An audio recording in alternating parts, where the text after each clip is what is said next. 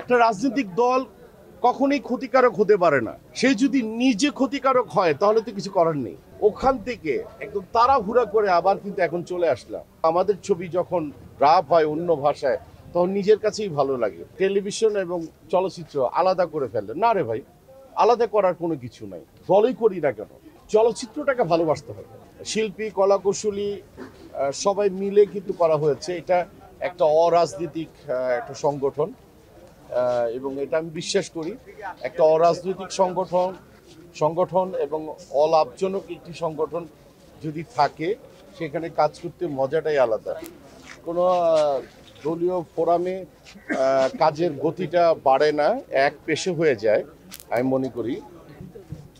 একটা সময় গিয়ে কিন্তু খুব ভালো লাগে যদি অন্যান্য আর্টিস্টের ছবি যখন নাকি ছবি চলে দুর্দান্ত গতিতে, এবং কোনো ছবি যদি বিশ্ব দরবারে কিন্তু স্থান করে নেয় এবং আমাদের ছবি যখন রাপ হয় অন্য ভাষায় তখন নিজের কাছেই ভালো লাগে।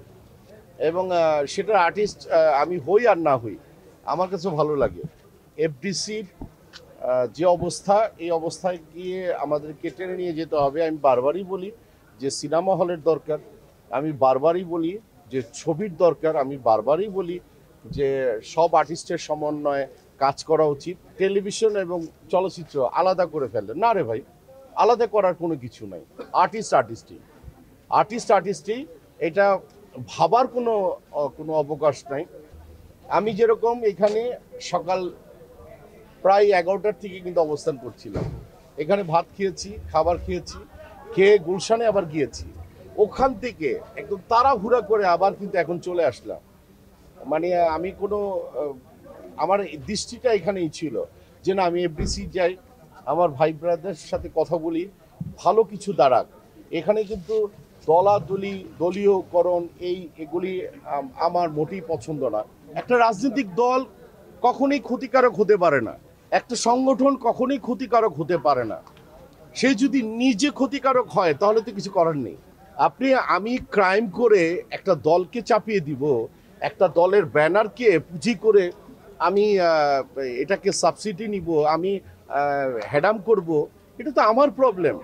এটা তো দল কখনই করে না। পার্শ্ববর্তী দেশ, অন্য দেশে কিন্তু অনেক শিল্পীরাই কিন্তু দলীয় প্ল্যাটফর্মে কাজ করে। যেরকম গোবিন্দ, আমি শুনেছি কংগ্রেস করে, কিন্তু গোবিন্দ কিন্তু বিজেপির আমলে কিন্তু সে বহল তবিয়তে কাজ করে। এই জিনিসগুলো আমাদের এখানে থাকবে না কেন? কিছুদিন আগে একটা কথা কিন্তু বলেছিলাম, আমরা শিল্পীদের সাথে কে কি ছবি তোলে না তোলে, কোন প্ল্যাটফর্মের কি হবে না হবে, এই বিষয়গুলো কিন্তু আমি ক্লিয়ার করেছি। আমার মনে হয় যে আমার জায়গাটার থেকে কোন শিল্পী কি ভাবছে না ভাবছে সেটা আমি বলবো না, কিন্তু আমার জায়গাটার থেকে এতটুকু বলতে পারি যে আমি যে দলই করি না কেন, আমি যে সংগঠনই করি না কেন, দিন শেষে চলচ্চিত্রটাকে ভালোবাসতে হবে। চলচ্চিত্রটাকে যদি ভালোবাসি এবং কোনো দলকে কোনো পুঁজি করা, আমি এটা পছন্দ করি না। আমার মনে হয় আমি আপনাকে ক্লিয়ার করতে পেরেছি।